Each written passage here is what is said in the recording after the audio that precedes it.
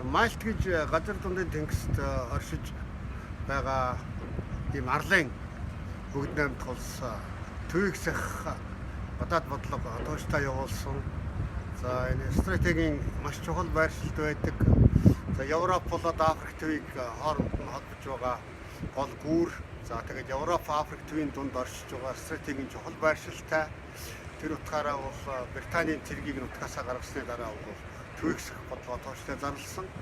За Монгол Мальт хоёрын хувьд бол адил тал юу вэ гэхдээ зэрэг олон улсын эрх зүйн нэр томьёогоор бол цэргийн бааз улс гэсэн ийм статустай байсан улсууд. За Мальт бол Британийн, Монгол бол зөвлөлтийн цэргийн бааз улс байсан. За бааз улсын статусыг халаад дараад нь төвөгсөх бодлого руу орсон. За тэгвэл бол цэргийн талаар биш, гол төлөв улс төрийн талаар төвөгсөх гэсэн бодлого сонгож авсан ийм улс байна. Тэгээд Мальтын төвөгсөх бодлогын талаар элчин сайд байсан танил хоёр хүнтэй уулзлаа.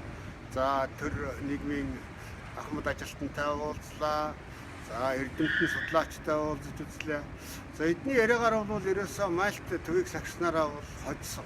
Дан хоцсон, аюулгүй байдал тусгаар тогтмол хөгжил цэцгэлээ хангахад бол тэр төвийг сагсан статусаа хэрэгжилж чадсан гэж үздэг юм байна. Тэр талаасаа бол Монголд бол зөвлөж байна. Ялангуяа энэ төвийг сагсан энэ статус нь бол улс төрийн тогтвортой байдлыг хангахад их нөлөөтэй байсан гэж үзэж байна. Эднийх бол улс төрийн хувьд бол хоёр намын тогтолцоотой 65 гишүүнтэй парламенттай нэг судалтай парламент нэг танктай. Тэгээд парламентд бол улс төрийн намууд бол төвийг сагсан асуудлаар байхтар том зөвшөлтөд зүрчгсэн. Тэр нь бол улс орны тогтвортой байдлын баталгаа болж ирсэн гэсэн ийм зүйлийг ярьж байх юм аа.